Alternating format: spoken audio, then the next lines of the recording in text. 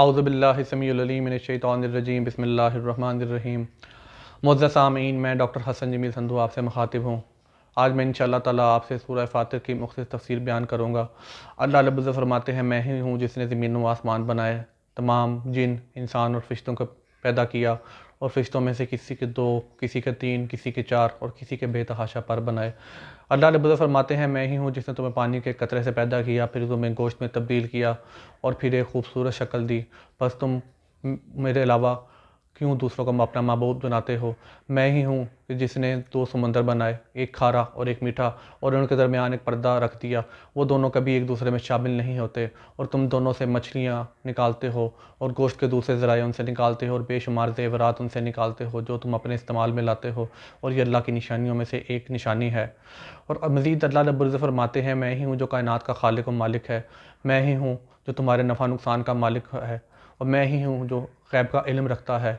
تو تم میرے علاوہ ان معبودوں کو کیوں پکارتے ہو کہ جو کہ کھجور کی ایک گٹھلی کا چھلکا بھی پیدا نہیں کر سکتے، کھجور کی گٹھلی کے چھلکے کے مالک بھی نہیں ہیں، اور جو لوگ اس قابل نہیں ہیں کہ وہ ایک انتہائی حقیر چیز کی اللہ نے مثال دی ہے کہ کھجور کی گٹھلی کا چھلکا جو کہ انتہائی باریک ہوتا ہے وہ پیدا نہیں کر سکتے، تو وہ کیسے لوگوں کے نفع نقصان کے مالک ہو سکتے ہیں؟ اللہ رب العزت نے مزید فرمایا ہے کہ میرے علاوہ جن معبودوں کو تم پکارتے ہو وہ تمہارے نفع نقصان کا اختیار نہیں رکھتے،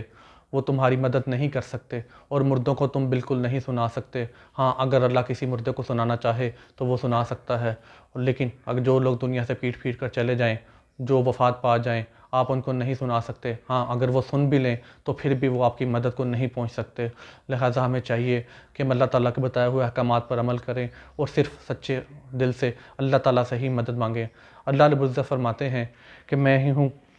جو زمین پر بارش نازل فرماتا ہے،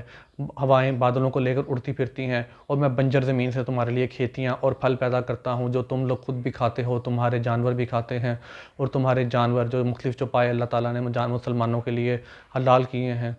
ان سے ہم دودھ بھی حاصل کرتے ہیں، گوشت بھی حاصل کرتے ہیں۔ اسی طرح اللہ تعالیٰ اپنی نعمتیں نازل کرتا ہے، اور اللہ تعالیٰ اپنی نعمتیں ہمیں گنواتا ہے تاکہ ہم اس کے شکر گزار بندے بنیں۔ اللہ رب العزت فرماتے ہیں کہ اصل بندے وہ ہیں، میرے محبوب وہ ہیں کہ جو نماز قائم کرتے ہیں، زکوٰۃ دیتے ہیں، میرے دیے ہوئے مال میں سے خرچ کرتے ہیں، صبر کرتے ہیں، میرا شکر ادا کرتے ہیں، اور جو لوگ میری راہ ہدایت سے منکر ہو گئے، جو مجھ پر ایمان لانے کے بعد بھی منکر ہو گئے، ان کے لیے دردناک عذاب کی خوشخبری ہے۔ اور جو لوگ مجھ پر سچے دل سے ایمان لائے، میرے انبیاء کی تعلیمات پر سچے دل سے عمل کیا،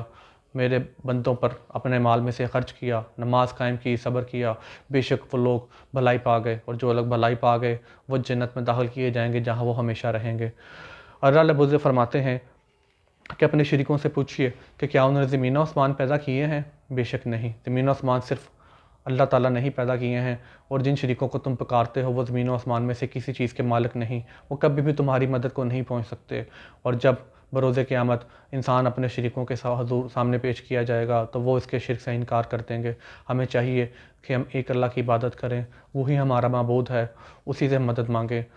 اور اسی سے ہر دعا مانگیں۔ وہی اللہ ہے جو ہمیں رزق دیتا ہے، کسی کو زیادہ رزق دے کر آزماتا ہے، کسی کو کم دے کر آزماتا ہے، کسی کو اولاد دے کر آزماتا ہے، کسی سے اولاد لے کر آزماتا ہے۔ تو میری دعا ہے کہ اللہ تعالیٰ ہم سب کو شرک سے بچنے کی توفیق عطا فرمائے۔ اور ایک آیت میں اس میں عرض کروں گا، سورہ فاتر کی آیت ہے جس میں انسان کے بنیادی عقیدے کی پختگی ظاہر ہوتی ہے، وہ ایک ہی ہے، ایاک نعبد و ایاک نستعین، کہ ہم بے شک تیری ہی عبادت کرتے ہیں اور تجھ سے ہی مدد مانگتے ہیں۔ اگر ہم اس آیت کی بنیاد کو پہنچ جائیں، اس میں بتائی ہوئی اللہ تعالیٰ کی حکمت اور فضیلت کو پہنچ جائیں، تو انشاءاللہ تعالیٰ ہمارا عقیدہ بہترین ہو جائے گا، اور جس کا عقیدہ یعنی کہ بنیاد اسلام کی بہتر ہو گئی، انشاءاللہ تعالیٰ اس کے اعمال بھی بہتر ہو جائیں گے، اور جس کا عقیدہ اور اعمال ٹھیک ہو گئے، انشاءاللہ تعالیٰ وہ اللہ تعالیٰ کے محبوب بندوں میں شامل ہوگا۔ میری دعا ہے اللہ تعالیٰ ہمیں قرآن پاک پڑھنے، سمجھنے اور عمل کرنے کی توفیق عطا فرمائے، آمین یا رب العالمین۔ السلام علیکم ورحمۃ اللہ وبرکاتہ۔